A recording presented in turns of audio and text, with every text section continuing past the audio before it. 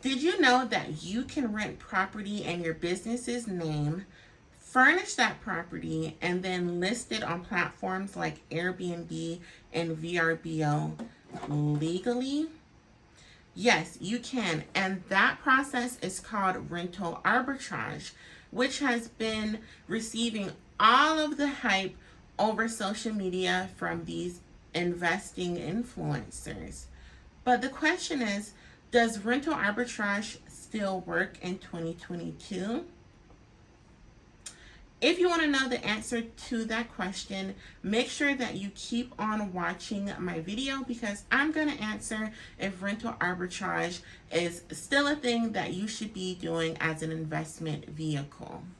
Hello and welcome to my channel. My name is Jada Brown, and in this video we are talking about rental arbitrage and if that still works in 2022. So if that sounds like something that you are interested in, make sure to keep on watching. And if you are new to the channel, please make sure that you subscribe. I talk about all things real estate and entrepreneurship related. So if that sounds like something you're interested in, definitely make sure that you subscribe and click the bell so you know every time I post a new video. And without further ado, let's get into the concept of rental arbitrage. So rental arbitrage is a pretty simple process. All it is when an investor rents a property with an annual lease, furnishes that property, and then lists it on platforms like Airbnb and VRBO, and basically rents it out to short-term transient guests. So you may be wondering, how do you make money from rental arbitrage if you don't own the property?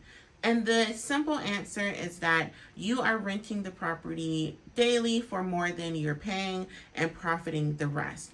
So for example, if you are renting the property from the owner for $1,000 a month, that's roughly $33 a day. So when you are renting it to short-term renters, you have to make over $33. So let's say you charge $50. Well, the difference between $50 and $33 is what you pocket and keep. Using rental arbitrage as an investment vehicle may seem easy. You may think to yourself, okay, everyone is happy here.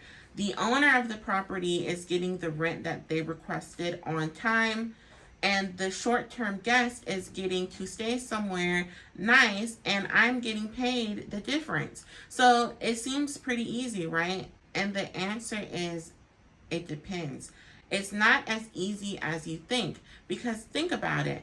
If I am the owner of this property, why would I want to rent to you, an investor, when I can rent to a family who's going to stay there and not have people coming in and out causing wear and tear on my property and possibly be getting the same amount with less stress?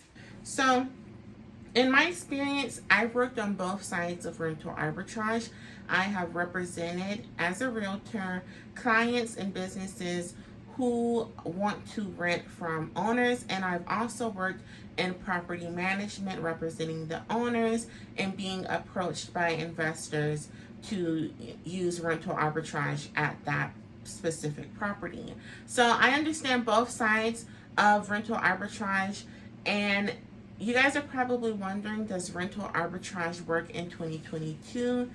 And the answer is kind of, right? And I'm going to get into why it's not a definite yes or a definite no. So make sure that you keep on watching. We only had 2 established companies there that had a significant market share. They were in business over 30 years. And I remember one time we had this investor from Miami come into the office, and he wanted to rent 5 units, right? And our occupancy was pretty low at the time. He wanted to rent 5 units at full market price, double security deposit, take care of their own maintenance. And I presented this to the leasing and marketing director, and she was like, okay, send their website, let me look over their application. And in short, she did not approve their application, even though that investor was already successful in Miami at some very high-end places, only because they weren't a big company and she wasn't familiar with them. So the point of me saying this story is to let you know, like, okay, yes, rental arbitrage was happening in this building, but who was it happening with? Big established companies. So even though this guy from Miami had proven to be successful in rental arbitrage in the Miami market, the leasing and marketing director of this, corporation who was representing the owners of this apartment building was essentially like, no, never heard of them. I don't care how much money they're bringing to the table. I don't care that they're going to do all their maintenance. I only want to work with who we have a relationship with and who I know of. I do believe that working with large corporations that have a corporate team and people who have to approve it would be a little difficult as a novice investor, because they just have more experience than you. They've been working in property management or real estate for a really long time, and they are looking out for the owner. So I find that they are more strict and more by the book. And like I said, I've worked in property management, so I see when these investors call and like, can I rent your apartment and put it on Airbnb? And the answer is like, no, bye, you're wasting my time, right? I'm trying to find people who actually have the money to rent and not trying to run a business, because it's just too much work, especially when you're working in property management, because you have a lot of hiccups. For instance, like someone can check in and think that they need to check in at the leasing office when really they need to check in with the person who they're renting from. So a lot of those little hiccups just make it really just, like, I guess, not attractive as a property management team. Now, as I mentioned before, I am a real estate agent, so I have worked on the other side of the spectrum. Just like recently, last week, I worked as a realtor helping investors find landlords who will allow them to rent out their home for short-term rentals. And in short, it was really, really difficult. It's really difficult to get a landlord to agree, but it's not impossible. So what you have to be cognizant of is the landlord's perspective. So think about it. Why would I allow you, I don't even know you, why would I allow you to rent my property and then put it on Airbnb so people can come and go, tear it up, and I can't hold them liable? It's going to be way more wear and tear, and I may not even get my money. So, but on the other hand, if I rent it out to a family, I know that it's just going to be that family living there, and most likely they're going to pay because they live there and they don't want to be evicted. While on the other hand, you don't live there and you may not even know the people who are who live in the property. What if they're like shooting music videos or something like that? So you have to be thinking as an investor of what the landlord is going to be thinking, and you have to be prepared to counter every no that they give you or any objection that they have. So you have to think about that. What I advise my clients to do is to write up what they're willing to give the landlord so that the landlord can have peace of mind, because it's not about you making money, it's about the landlord allowing you to even take possession of that property. So I usually tell them to type up a document with the things that they feel that they can compromise with and can be attractive selling points to the landlord. For instance, are you willing to offer more of a security deposit? If the security deposit that they're asking for is 1 month's rent, can you give 2 months' rent? Or if they are offering the property for rent at a certain price, can you go above it? Once you run your numbers, let's say they're renting it for $1,500. Can you offer them $1,800 instead? Or can you say, okay, since it's going to be a lot more wear and tear on this property, here, my company will handle the maintenance, we'll paint, we'll replace the carpet once, we move out, whatever it is. whatever it is that works for you, you need to type it up, because then as your realtor, when I send your offer, I'll also send the document saying, okay, here is what they are willing to compromise with, so that you can have peace of mind. So when you send those offers as a realtor, you get a lot of crickets.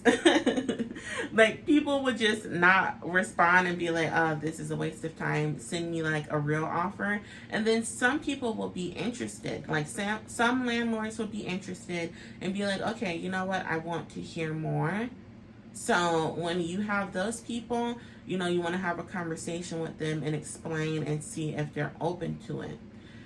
Now, I have seen some YouTube videos saying that for rental arbitrage, you should just do the application online for these big communities.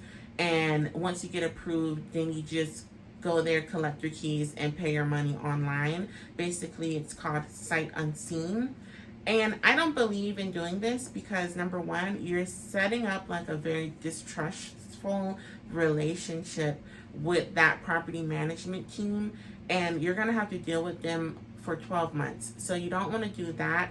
And then there are some legal implications in doing this, especially if you're renting in your own name. Do you want to jeopardize, you know, being evicted? Because that is a real possibility that you will get evicted if you're subletting the apartment without, you know, your property management team knowing.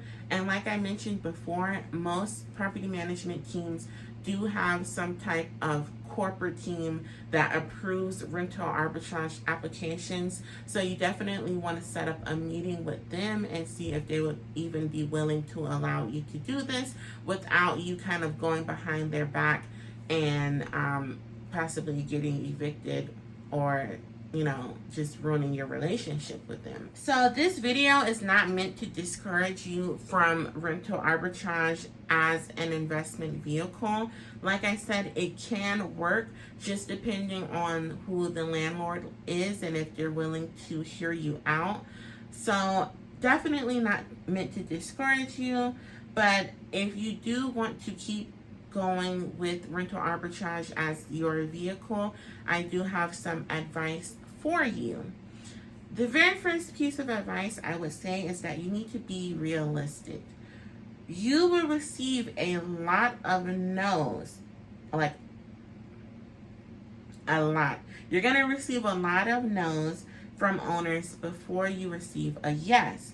So you need to prepare yourself for rejection now and find that inner motivation that's going to keep you going and search for a yes, because eventually you're going to hear a yes, okay? But you're going to hear a lot of no's. First, remember Jada Brown told you, keep going. Second piece of advice that I have for you is to look for properties with problems.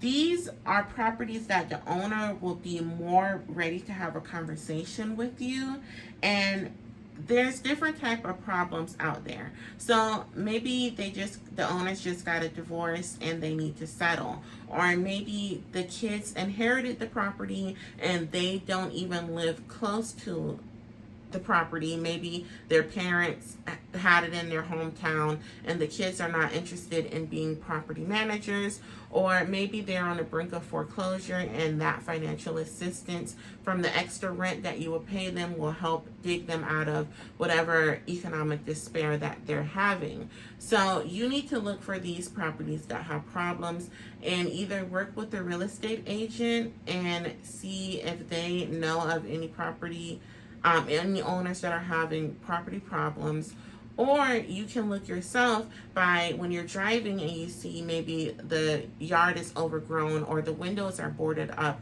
Write down that address, look up that owner on the property appraiser's website for whatever county that you live in. Find that owner and contact them and say, hey, saw your property, saw that it was boarded up.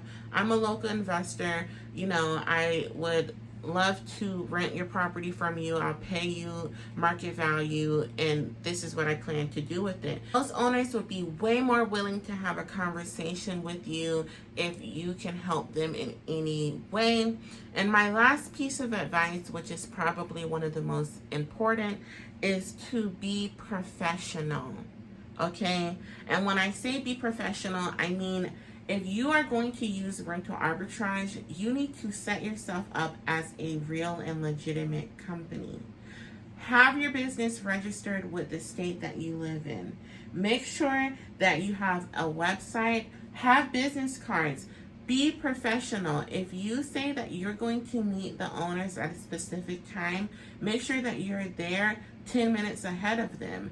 Or if you are coming to that meeting, make sure that you're in business casual and that you're clean and you are, being courteous to them, because again, you will hear a lot of no's before you hear a yes, and you don't want to show up to the meeting and they take one look at you and say, you're late, and you have on like booty shorts, and you look dirty. Like, no, I'm not going to trust you with my investment so you can run it to the ground with some crazy idea that you came up with.